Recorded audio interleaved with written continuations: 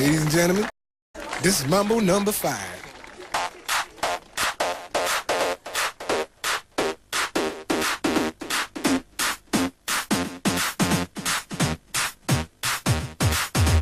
One, two, three, four, five. Everybody in the car, so come on, let's ride to the liquor store around the corner. The boys say they want some gin and juice, but I really don't wanna be a buzz like I had last week. I must stay deep, cause talk is cheap. I like Angela, Pamela, Sandra, and Rita. And as I continue, you know they're getting sweeter. So what can I do? I really bag you, my lord. To me, flirting is just like a sport. Hello and welcome to my Doctor Who Season 16 review, The Key to Time. It's a bit cringy, innit? If you fancy watching any of my other Doctor Who season reviews, click up in the corner now, there'll be a link to every other one. So Season 16 starts off with the Ribos operation. It's alright. The idea of the season is really good. The fact that the White Guardian wants the Doctor to go on a quest to find all 6 segments of the Key to Time is really, really fun, I think. I loved Romana's and the Doctor's relationship. Obviously this is Romana's first story, and she's good. I do like Mary Tam as Romana. I do prefer Lalla Ward, but we'll get to that. But yeah, it was a bog standard story. And then we got into the Pirate Planet. It's okay. I've ranked it a bit higher than I probably should have done, but a lot of them, most of the ones in this season are either really, really good, really, really bad, or just okay. Most of them are okay. I loved the way the Doctor took that flying car thing. I thought it was a very Fourth Doctor thing to do, the way he laid the jelly babies around to distract the guard, and then he just nicked it, and then the guard like waved at him as he left. I thought it was really funny. I love how, obviously, each segment of the Key to Time can be disguised as anything. In the Ribos operation, it's disguised as like a crown jewel type thing. In the Pirate Planet, it's disguised as a whole planet. And I thought that was a really interesting twist right at the end. Part of what I think works really well in the season is it's not specifically, like all the stories aren't specifically about that. They go to find it and then a whole new adventure starts around that one segment. I love how K9 says Doc's master. It's a very Fourth Doctor way of escaping the plank when he did. And the ending shows off the Doctor's intelligence very, very nicely. And that's something I really do like in Doctor Who, when they show off how clever the Doctor actually is. Then the Stones of Blood. It was really funny when they go to sacrifice him, they go to stab him in the heart or whatever, and instead of trying to stop the whole thing, all he says is, I hope that knife has been properly sanitised or something. He cares more about the hygiene of the knife than actually getting stabbed by the fucker. I loved the scene when the Doctor explains hyperspace. Again, it puts intelligence into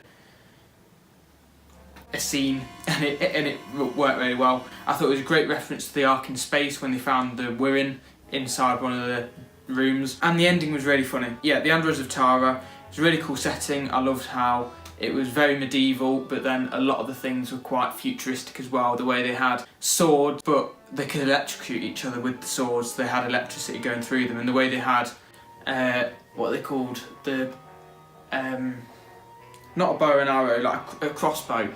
I think that's what it's called. Them that actually shoot lasers. I thought a lot of them were actually quite cool, even though they didn't really go into it too much. I don't understand why Romana didn't just go inside with the Doctor at the end of episode 3. I feel like that could have saved them a lot of hassle, but for some reason she just stayed outside. I loved the fencing match towards the end. I thought it was really funny when K9 was in the boat on his own. That's something I think they've worked out really well as well.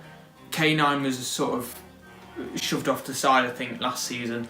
This season he's more used, and I think it works really well. I love K9. But overall, the Androids of Tara is a very bog standard story again. I probably put it on the same lines as the Ribos operation. It's okay, but it's nothing special. The Power of Kroll, I think it's Kroll. I love the Doctor's costume in this. I don't really talk about the costumes too much, to be honest, and I should, because I do enjoy looking at the different variations of his costume. I think this is probably one of my favourites. Obviously this is the one that he uses more he uses a lot more in season 17. I thought it was quite silly how the Doctor goes so high pitch to try and break the glass window when he's being like stretched. But the Power of Kroll, even though it does start off very boring, quite slow, it does speed up and it does get a lot more exciting towards the end. The Armageddon factor.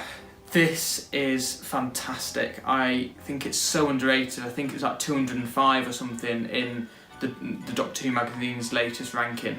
I thought it was a great scene when K9 helped the Doctor escape in episode 1 when he blasted the lights, and then obviously they ran away. I thought the fact that the TARDIS had gone was a great twist. I thought the whole story summed up the season really well. The thing with most of the season finales in the classic series is they don't really sum up the season very well. There's not, I mean, I think season 12 when you had the whole Nerva stuff, that was summed up okay, but I think the way they brought the season together in this story worked just like it does in the modern series.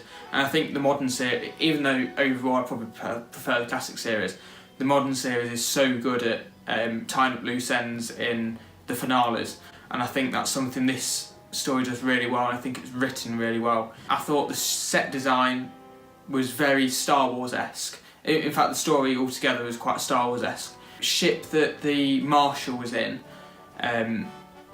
looked a bit like the Millennium Falcon inside, and obviously when they look out and see all the like the Starfield, it's very Star Wars. And the fact that they've got Princess Astra instead of Princess Leia.